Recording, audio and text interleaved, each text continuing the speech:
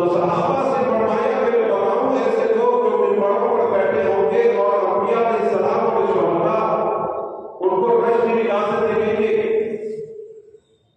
صحابہ نے عرض کیا ضرور بتائے.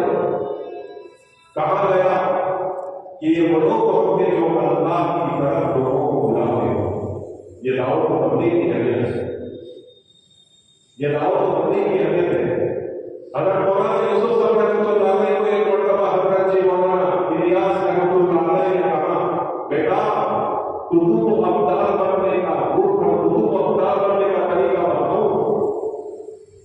حضرت جی مولانا یوسف رحمۃ اللہ علیہ کون ہے؟ حضرت جی مولانا الیاس رحمۃ اللہ علیہ کون ہے؟ یہ وہ لوگ ہیں جنہوں نے اس دین کے خاطر اور اسلام کے خاطر اپنی پوری زندگی اور اپنے پورا مال سب کچھ قربان کر دیا.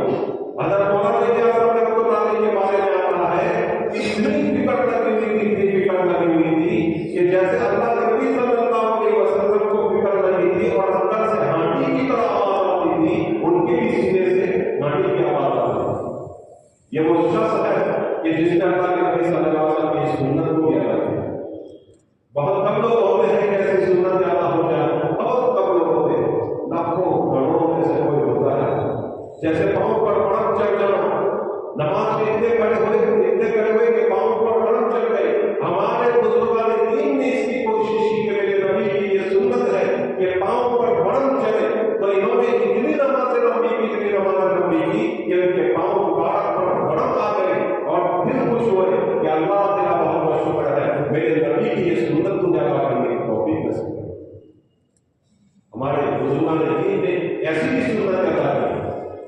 تو حضرت انتقال کرنے لگے تو صرف 30 کلو گرام ان کا وزن رہ گیا. 30 کلو گرام. اتنے ٹکڑے پتلے ہو گئے تھے اس کام کے خاطر، اس امت کی فکر میں، اس امت کے لیے کہ ایک اللہ کے بندے کے گھر میں یہ دین پہنچ جائے، اس کی فکر میں. حضرت مولانا یوسف صاحب رحمۃ اللہ علیہ فرماتے ہیں کہ میں گھر میں گیا، بھوک بہت لگی تھی، 3 روز سے کھانا نہیں کھایا، اور آٹے کا ڈبہ لوٹ کا ڈبہ ہوتا ہے کھولا، دیکھا کہ آٹا اس میں کچھ نہیں. میں نے اطراف سے بڑے کر کچھ آٹا نکالا کہ چلو ایک تھوڑی سی ٹکیا بنا کر گرم کر کے کھا لوں گا. میں لوگ اپنے ہاتھ پر آٹا اپنے ہاتھ پر لے کر آیا، باہر نکلا، مولانا الیاس صاحب رحمۃ اللہ علیہ کی نظر پڑی. پوچھا بیٹا کیا ہے؟ کہنے لگے بیٹا کیا ہے؟ کہنے لگے ابا جی بھوک بہت لگی ہے، کھانا کھایا نہیں 3 روز سے. یہ تھوڑا سا آٹا ہے، ذرا گرم کر کے کھا لوں گا، ایک ٹکیا بنا لوں گا. حضرت نے کہا کہ بیٹا اللہ کے دین کے خاطر سب کچھ قربان کرنا ہے.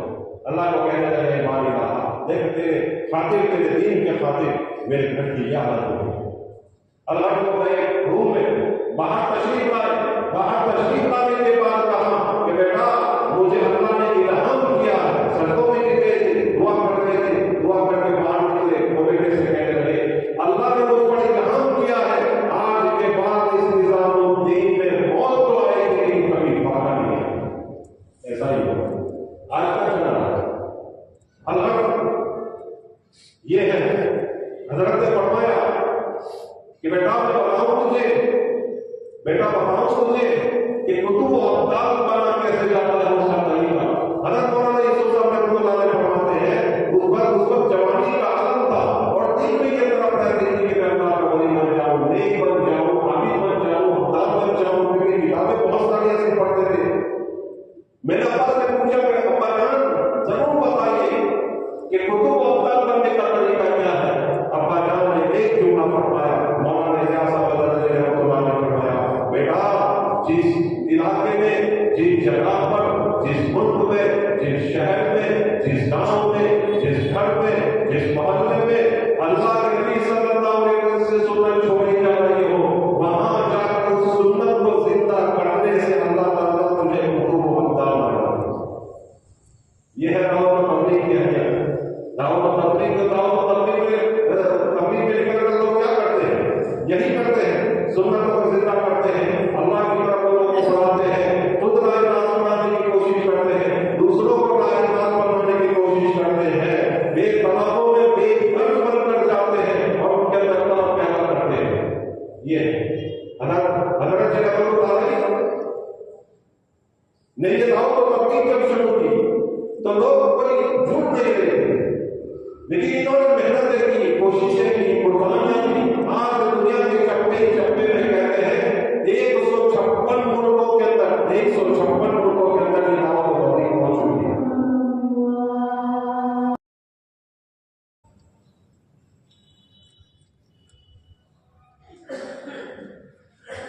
मोहतरम भाई, ये हजरत मौलाना इलियास हज़रत रहमतुल्लाह अलैह सजदों का सदका है कि आज हमें ये दीन मिला है, आज हमें ये मुनज़्ज़म काम मिला है। काम तो पहले से चल के आ रहा है, हजरत आदम अलैहिस्सलाम से चल रहा है, लेकिन ये मुनज़्ज़म काम जो मिला है उनके सजदों के अमल मिला है, और इसकी बुनियादें और उसकी निस्बत रसूलुल्लाह सल्लल्लाहु अलैहि वसल्लम से जाकर मिलती है, रसूलुल्लाह सल्लल्लाहु अलैहि वसल्लम से जाकर मिलती है। ये इनकी दुआओं का सदका है। हजरत रहमतुल्लाह अलैह मौलाना इलियास साहब 265 मदारिस के ट्रस्टी थे, 265 मदरसे इन्होंने मेवात इलाके में कायम किए और वहां लोगों को हाफिज बनाना वगैरह का निजाम बनाया।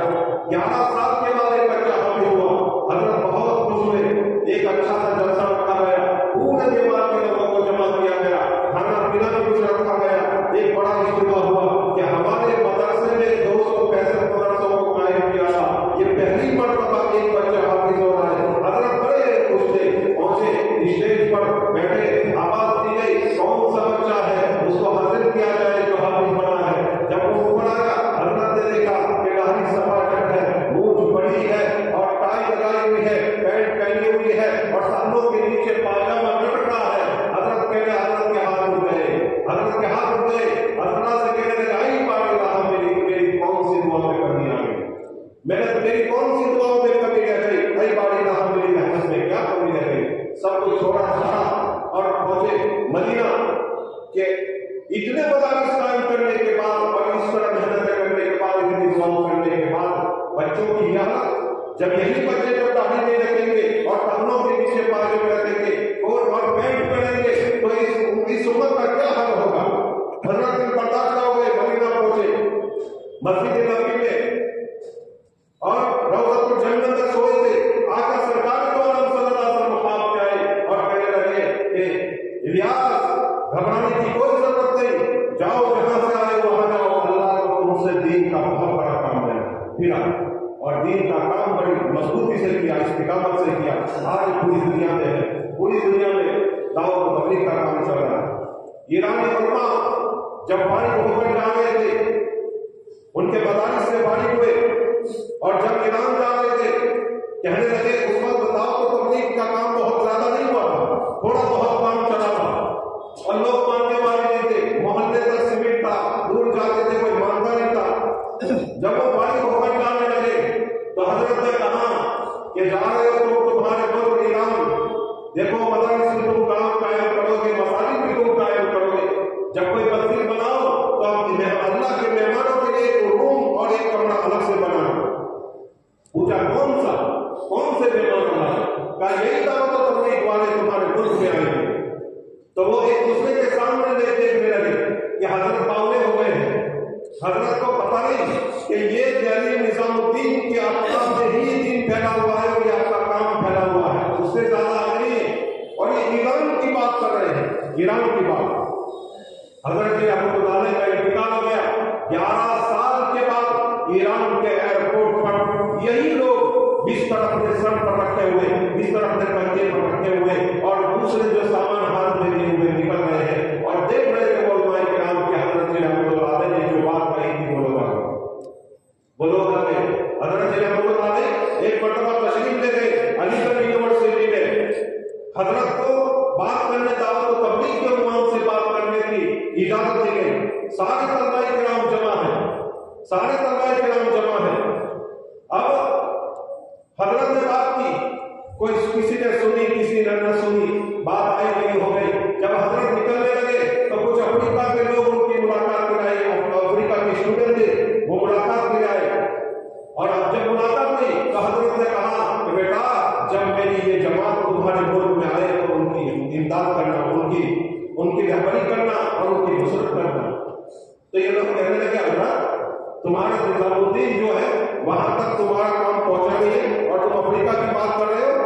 कहा कि नहीं, मैं तो कहता हूँ होगा, तुम्हारे मुल्क में जब मेरी जमात आए तो तुम उनकी नुसरत करना।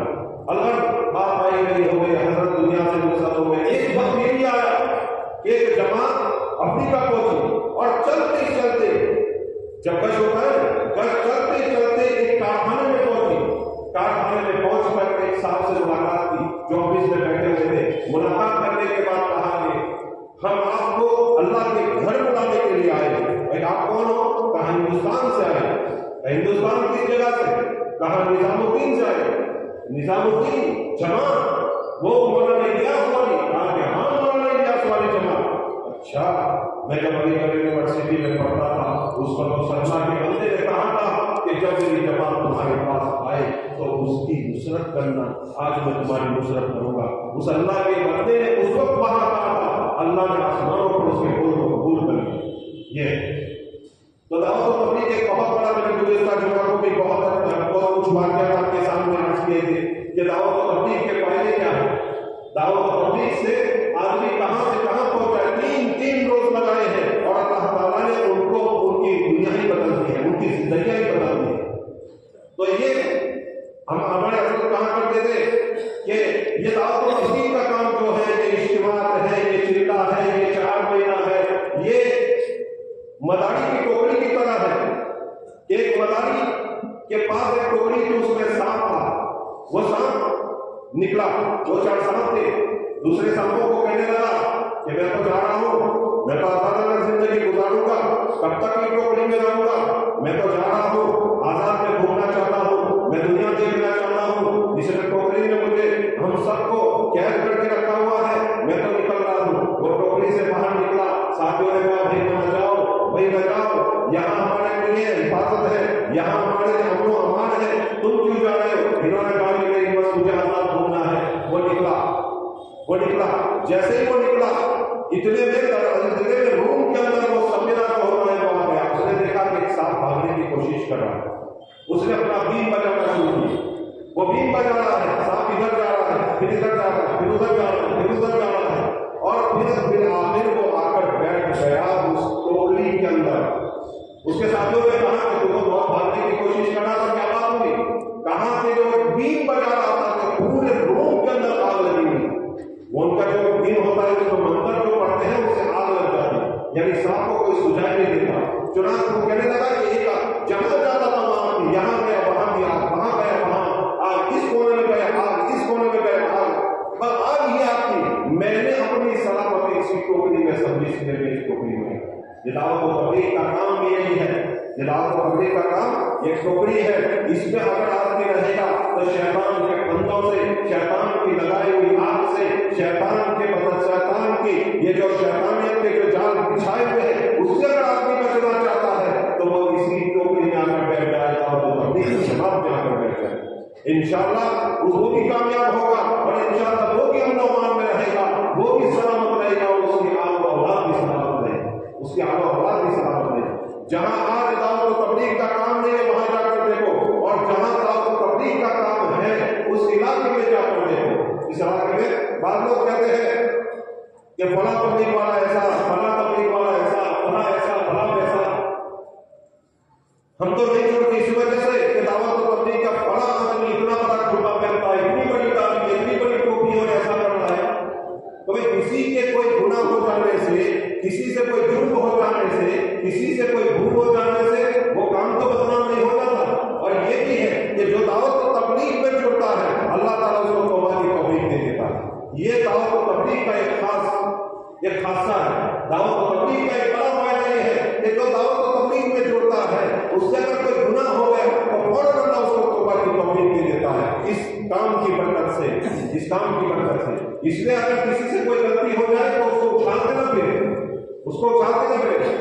حضرت رحمۃ اللہ علیہ کو یہی ایک بات کسی نے کہی تھی کہ یہ علماء کرام ہے، کبھی کوئی عالم بوڑھا ہو جاتا ہے، ہمارے پاس بے ہوتا اور راستے سے بھٹک جاتا ہے، کیا اس عالم کو بوڑھا بھلا کہہ سکتے ہیں؟ حضرت نے فرمایا کہ قرآن چھاپا جاتا ہے پرنٹر پر، اور قرآن چھاپا جاتا ہے یہ چھاپنے کے مشین کے اوپر، اس میں کبھی کبھی ایسا بھی ہوتا ہے کہ کچھ پتے ادھر ادھر ہو جاتے ہیں، کچھ پتے ادھر ادھر ہو جاتے ہیں، یا کوئی آیت اوپر اور کوئی آیت نیچے ہو جاتی ہے، تو کیا تم اس آیت اوپر نیچے ہونے والی آیت والے ورق کو، اس کے پتے کو نکال کر نہیں پھینک دیتے ہو؟ ان لوگوں نے کہا کہ نہیں، ہم نہیں پھینکتے۔ تو حضرت نے فرمایا کہ کبھی کبھی کوئی عالم، کوئی یہ دعوت و تبلیغ میں جڑا ہوا، نیک کام میں جڑا ہوا، اچھے کاموں میں جڑا ہوئے لوگوں سے اگر بھول ہو جائے تو اس کو ایک طرف نہیں ہوگا، اس کو ایک طرف نہیں ڈالنا چاہیے، اس کی برائیاں نہیں کرنی چاہیے، کیونکہ وہ کل بھی اللہ کے نبی کا وارث تھا اور آج بھی اللہ کے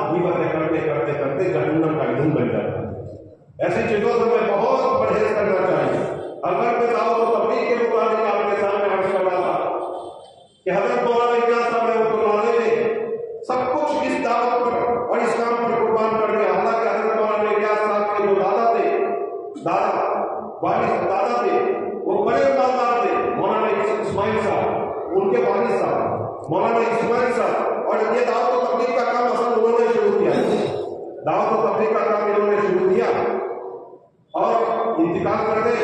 देहरादून में इनके बहुत सारे घर थे, वहां की जो इनकम आती थी वो लोगों पर लगाते थे, दावत और तबलीग में लगाते थे। कोई अगर ऐसा होता था कि भाई कमा नहीं सकता, कोई कमाओ नहीं, तुम मेरे पास बैठो, दीन की बात सीखो, मैं शाम के वक्त तुम्हें रोजिंदा के जो रुपये होते हैं वो दे दूंगा।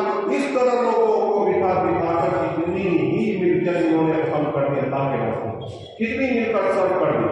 उनका इंतकाल हो गया तो मेवा के लोग पहुंचे हजरत मौलाना इलियास के पास, भाई मेरा काम नहीं, मजाहिर में पढ़ाते थे, कहने लगे भाई मेरा काम नहीं, मैं तो पढ़ाने वाला आदमी हूँ, किताबें में पढ़ाता हूँ। मौलाना अली अहमद साहब के पास पहुंच गए कि हजरत इनको भेजो, वरना ये बना बनाया काम बिगड़ जाएगा। हजरत मौलाना इलियास साहब को बताया, भाई जाओ, तुम्हें अच्छा न लगे तो वापस आ जाए, अच्छा न लगे तो वापस आ जाए, तुम्हें कौन रोकेगा। हो गए यानी निजामुद्दीन पर लोगों के हालात देखे तो एक तरफ दिल में पैदा हुआ, एक बेचैनी पैदा हुई और फिर दावत और तबलीग के वैसे निकले, ऐसे लगे कि जनाजा भी वहां से निकला। अल्लाह तो ये काम हमें बड़ी मेहनतों के साथ हमें पहुंचा है, बड़ी कुर्बानियों के साथ पहुंचा है। इस काम में हम सबको जुड़ना है। अल्हम्दुलिल्लाह हमारा इज्तिमा होने जा रहा है झालोर के अंदर, और 2, 3, 4 यानी मंगल कि 10 बजे शुरू होगा, रूस का पूरा दिन और जुमेरात का आधा दिन होगा, यानी जोहर तक में दुआ हो जाएगी। तो मुकम्मल हमें 48 घंटे वहां देने, मुकम्मल 48 घंटे हमें देने हैं। और उसकी तरतीब हमारे बुजुर्गाने दीन ने जो तरीके बताए हैं, जो कवायद बताए हैं, उन कवायद के साथ हम सबको जुड़ना है। ऐसा नहीं कि गए आए खाया पिया और इधर से गए उधर से गए और फिर आ गए, कहाँ गए कि कहीं नहीं, क्या लाए, कुछ नहीं, ऐसा नहीं होना चाहिए। हम जैसी नीयतों के साथ जाएंगे अल्लाह ताला आसमान से ऐसे फैसले करेगा। हम इस नियत से जाए कि अल्लाह मुझे भी हिदायत दे और मेरे जरिए दूसरों को भी हिदायत दे, जैसे नियतें होंगी वैसा ही आसमान से फैसले होंगे। अब यहीं से हम ऐसी नियतें करके निकलेंगे, चलो बाजारों में घूमेंगे, कोई दुकान होगी, कोई अच्छी चीज होगी, खरीदेंगे, ऐसी नियतों से जब हम निकलेंगे तो आसमान से फैसले भी ऐसे होंगे। और एक बात याद रखें, हमें जाना है तरतीब से जाना है, आना भी तरतीब से है। एक बिल्कुल बेहतरीन लगे कि मुसलमान जा रहे हैं, अभी एक है दावत, एक है तबलीग तो मुसलमानों में करेंगे कि भाई नमाज पढ़ना फर्ज है, नमाज न पढ़ने से ये सजा होती है और ये गुनाह होता है, और नमाज पढ़ने पर ये फजीलत है।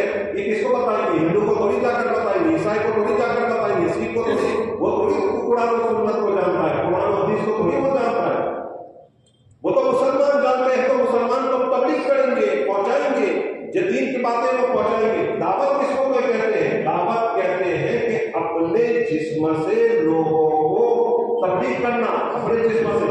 जिस्म क्या है कि भाई मेरे हाथ से किसी को तकलीफ न पहुंचे, ये हाथ की दावत है, ये दावत है, तबलीग नहीं, ये दावत है। मेरे हाथ से किसी को तकलीफ न पहुंचे, मेरी जबान से किसी को तकलीफ न पहुंचे, मेरी बाइक है मैं एक साइड रखूंगा, ऐसा नहीं कि पानी पीने के लिए खाने के लिए उतरे तो अपनी बाइक इधर रखती उधर रखती और इधर रखती, आने जाने वालों को तकलीफ हो रही है, आने जाने वालों को ऐसा नहीं होना चाहिए। हमारी दावत क्या है कि गैर मुस्लिम भी हमारे आने जाने को, हमारे हरकत को, सकनात को देख कर कहे कि ये मुसलमान हरकत। बाद में ऐसा करते आते जाते इतना शोर शराबा आते जाते ऐसी हरकतें करते हैं जिसकी वजह से पीछे आने वालों को तकलीफ होगी। और देखो माहौल जरा, मैं आपको डरा तो नहीं, लेकिन क्या माहौल जरा 19-20 है, इसलिए हमें बहुत ही अखलाक के साथ, बहुत ही एहतियात के साथ, बड़ी मोहतात तरीके से हमें जाना और आना होगा, जाना और आना होगा, बड़े अखलाक के साथ, आने जाने वालों के साथ बेहतरीन मोहब्बत का बर्ताव करते हुए कि आइंदा वो लोग जो कहेंगे हमारे यही इज्तिमा होना चाहिए। अल्लाह एक बात मैं आपको ये अर्ज कर दूं, वक्त हो गया है। देखो जहां जाएंगे तो 3 रास्ते हैं, एक तो दाहोद से, दाहोद तो 90-100 किलोमीटर पड़ता है, वहां से कोई नहीं जाए, शायद इल्ला माशाल्लाह कोई जाए, गुजरा से जाए, दाहोद से जाए, इल्ला माशाल्लाह कोई जाएगा, बहुत कम लोग होंगे जाएंगे, मुझे ऐसा लगता है कोई जाएगा नहीं दाहोद, क्योंकि बहुत दूर पड़ता है। 2 रास्ते रहेंगे, एक तो अपने नीलखेड़ा का और ये संजेली, मोड़ा संजेली से होकर जल। اب جو یہاں سے بھی بہت کم لوگ جائیں گے کیونکہ یہاں ٹول ناکے میں اور ڈیلر والے جائیں گے تو بہت کچھ روپے ہوتے ہیں ٹول ناکا جو دیا جاتا ہے. تو شاید ہو سکتا ہے کہ یہاں سے بھی بہت کم لوگ جائیں گے جانے والے، لیکن بہت کم لوگ جائیں گے شاید. فور ویلر والے، ٹو ویلر والے تو جائیں گے. تو جو آدمی نیم کھیرا سے جاتا ہے تو وہ مسافر نہیں کہلاتا. مسافر نہیں تو اس کو قسم نہیں پڑی،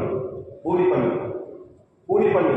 76 کلومیٹر ہوتا ہے، میں نے تحقیق کی. چنبوتیر سے 76 کلومیٹر، 74 سے 76، چنبوتیر سے 76 کلومیٹر اتنا ہوتا ہے. اگر 2 کلومیٹر اور زیادہ ہوتا، کیونکہ اب پہلے تو ہو جاتا تھا 80 کلومیٹر، کیونکہ جھالو بہت اندر تک تھا، گودرا بھی بہت اندر تک تھا. اب گودرا کہاں بائی پاس سے آگے نکل گیا ہے اور وہاں بھی بائی پاس سے آگے جھالو نکل گیا ہے. اس لیے تقریباً جو سمجھ لیں کہ 10 کلومیٹر کٹ گئے ہیں، جس کی وجہ سے اب سفر شبی نہیں ہوتا، مسافر آتی نہیں ہوتا. اس لیے اگر کوئی یہاں سے جاتا ہے، نیم کھیرا سے کوئی جاتا ہے تو اس کو پوری نماز پڑھنی. اور کوئی یہاں سے جاتا ہے موڑا سنجری سے اوپر تو 90 کلومیٹر ہوتا ہے، 90 کلومیٹر. اکثر لگتا ہے کہ یہیں سے اکثر جائیں گے ٹول ناکا بچانے کے لیے وغیرہ وغیرہ، تو اکثر لوگ یہاں سے جائیں گے. تو یہ خیال رکھیں کہ وہ مسافر ہو جاتا ہے. جب وہ مسافر ہو گیا تو اس کو قصر پڑنی، آتے ہوئے بھی اور جاتے ہوئے بھی اس کو قصر پڑنی ہے. تو ایک بات اہم مسئلہ تھا، بار بار لوگوں کو فون کریں گے، اس لیے میں آپ کو بتا دیتا ہوں علماء کرام کو کہ بہت سارے لوگوں کو مفتیان کرام کو لوگ فون کریں گے، پوری پڑھو یا آدھی پڑھو، پوری پڑھو یا 2 رکعت پڑھو، یہ فون کرتے رہیں. تو ابھی یہ مسئلہ سن لو، دوسروں کو یہ مسئلہ پہنچا دو، دوسروں کو یہ بات پہنچا دو کہ نیم کھیرا سے جو چاہتا ہے وہ مسافر نہیں ہے، وہ پوری پڑھے. اور یہاں کوڑا اور سنجیلی سے ہو کر جاتا ہے جھالو تو 90 کلومیٹر 90 کلومیٹر ہوتا ہے، تو اس کو وہ مسافر ہوگا اور وہ قصر نماز پڑھے گا. اللہ تعالیٰ کا ان باتوں پر ہمارا